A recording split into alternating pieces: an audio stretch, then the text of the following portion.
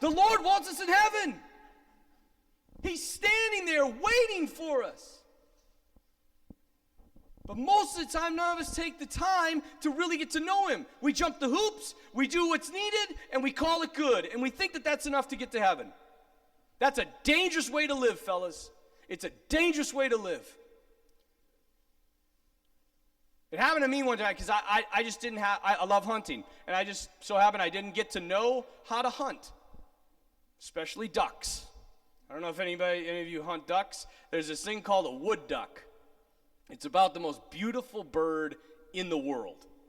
And I saw it and I thought, man, I should kill that and put it on my wall. But I knew nothing about duck hunting. I didn't bother to get to know anybody that knew anything about duck hunting. Didn't bother to ask anybody that knew anything about duck hunting. Never decided to dive deep into duck hunting. I just said, what the heck, I'm just going to go duck hunting. And so I went. And I went out and I was walking around. I've got this guy dropped me off. He had some land. He said, there's some wood ducks out here. And I'm like, okay. Started walking. Shot a couple mallards all by myself, having some fun. And it was a big, big horseshoe loop all the way around, right? It's about 5 miles all the way around. I got to the end, didn't get any wood ducks, and I was like, man, I got to walk all the way back.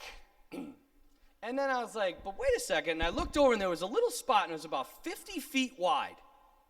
And it was about, I don't know, maybe 8 inches of water. And I'm like, if I just cut across that, that's like a shortcut. So I thought, what the heck? That's what I'm going to do. I got my waterproof boots on, so I step in the stuff, and I kind of feel, I'm like, okay, all right. Step again. I'm like, yeah, this is great. Okay, step the third time.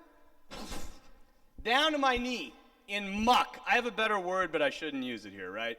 Because what it was cow manure and compost, and it smelled like hell. And so I'm now in my knee. I panic. I try to step again, go up to my waist. Try to step again, get up to here, start freaking and twisting and yelling. I don't know why. Nobody was even close to me. I get up to right about here, and I am slowly sinking. This is funny. The human person is kind of funny because I'm sitting there and I'm like, the first thing that went through my head was, really? Is this how it's all going to end? Like, I'm going to sink into cow crap and never be found again. So that's the first one. You know, all this stuff happens so fast. That's the first move in my head, and I'm like, second move was like, my gun. So I take it and I throw it. And right as I let go, I'm like, that's loaded. You know what I was like? Thank God it didn't go off, lands on the side. Next thing that goes through my mind, instantaneous, my phone. So I take my phone out because I don't want to ruin it. Heave that. Right as I let it go, I'm like, there goes my only connection with the outside world, right? And then I'm sitting, just laying in muck, slowly sinking, panicking, stuck, can't do a thing. Almost died. Luckily, I remembered because the year before, I fell through the ice at the Missouri River hunting. I'm not a very good hunter if you guys haven't figured that out yet. And I remembered you got to get big because, right, when you push on ice, it breaks. And so I just laid down in this stuff and just crawled my way out. By the time I got out, I was covered in cow manure. I stunk. I was so mad. And then I had to walk another 5 miles back around. And then I finally got to the guy comes pick me up. He looks at me, he's like, what the hell happened to you? I'm like, I fell into cow crap. All because I didn't ask. All because I didn't bother to get to know. It's dangerous.